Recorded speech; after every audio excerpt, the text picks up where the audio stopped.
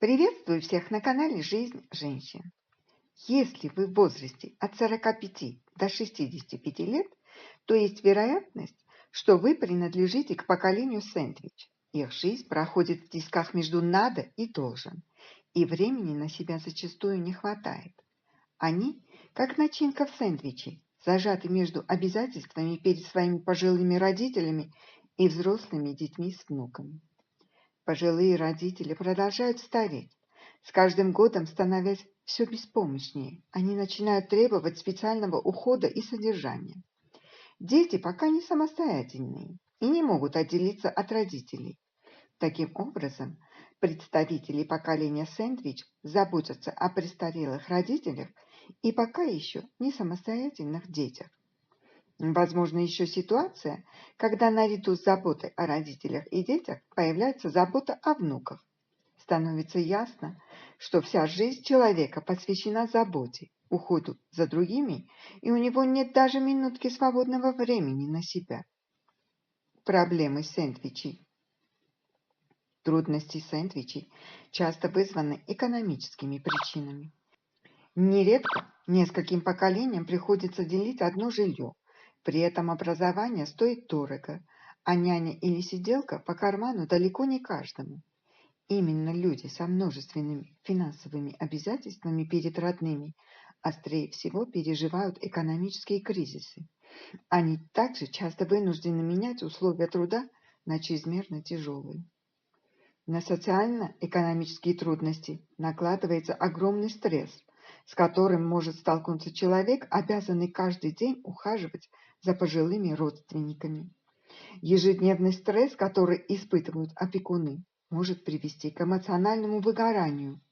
Ему сопутствует чувство опустошения, снижение эмоциональной чувствительности, что может выражаться в равнодушии или грубом поведении. Может даже пропасть желание ухаживать за своими пожилыми родственниками.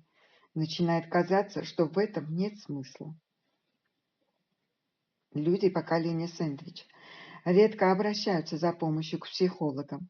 Связано это и с отсутствием у них свободного времени, и с финансовыми затратами на консультации.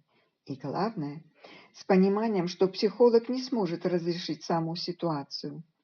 Это понимает и сам человек, и специалист. Здесь действует правило. Если ты не можешь изменить ситуацию, постарайся изменить свое отношение к ней. Сэндвичи не просят помощи. Часто на фоне эмоционального выгорания и загнанности люди чувствуют вину. Я что-то делаю не так. Я недостаточно стараюсь.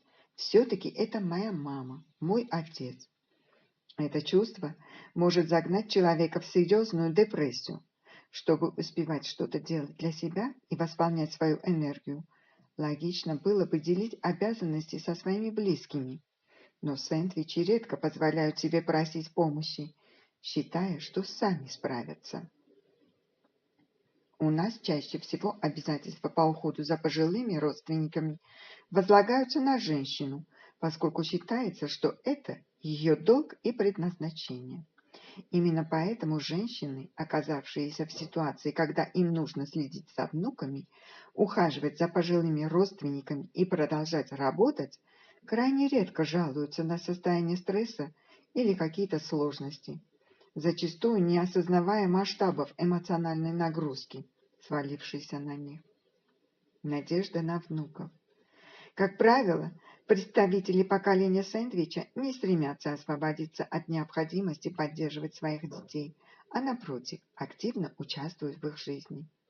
Они сейчас заботятся о подрастающих внуках, надеясь на то, что в будущем те будут помогать бабушкам и дедушкам. Думают, раз мы его воспитываем, он должен будет помогать. Как быть? Некоторые думают, что дети вряд ли смогут определить их в дом престарелых. Но бывают ситуации, когда подобное учреждение не такой уж плохой вариант, и что здесь многое зависит от детей. Они будут каждые выходные приезжать к маме. Это оправдано и тем, если за пожилым человеком нужно определенным образом ухаживать, ставить уколы, а дети работают и не могут себе позволить уволиться. Посещение социальных работников – большая поддержка для одиноких стариков. Но если у пожилого человека есть родственники, он должен будет написать в заявлении, что дети за ним не ухаживают, чтобы получить такую помощь. Для многих пожилых людей это психологически сложное решение. У проблемы поколения сэндвича нет однозначного решения. С одной стороны, люди старшего возраста должны серьезнее подходить к планированию своей старости, а не возлагать свою ответственность на детей. С другой стороны, необходимо развивать и совершенствовать систему ухода за пожилыми людьми. В случае с помощью детям и внукам также не существует универсального рецепта. Взрослый видит, что все его усилия дают результат. Это рождает позитивные мысли и эмоции.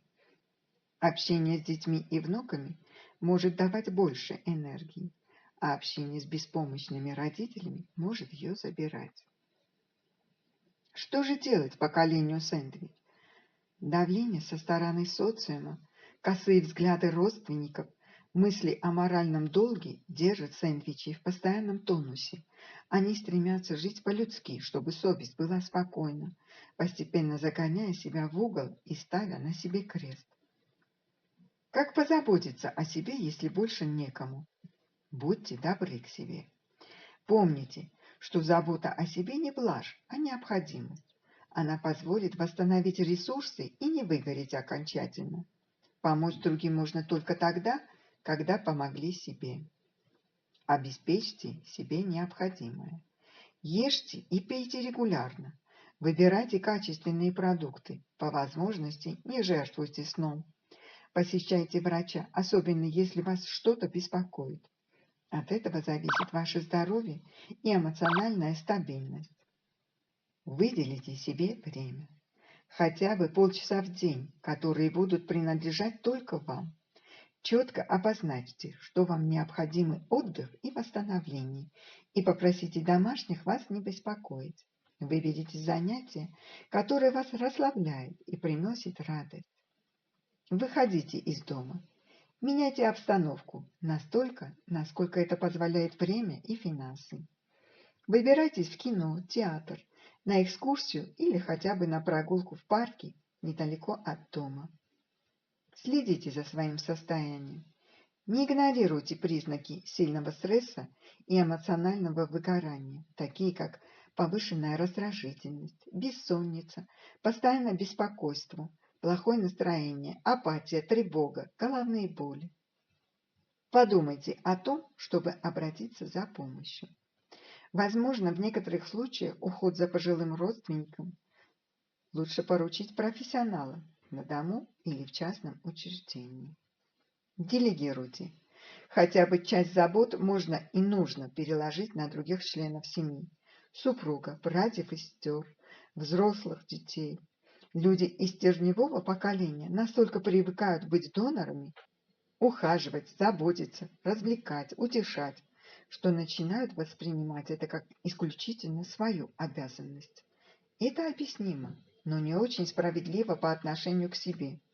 Семья на то и семья, что все помогают друг другу и делят трудности между собой.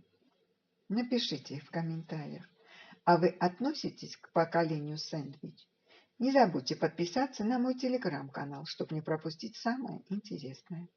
А я благодарю вас за лайки, репосты и отзывы. До новых выпусков. Пока!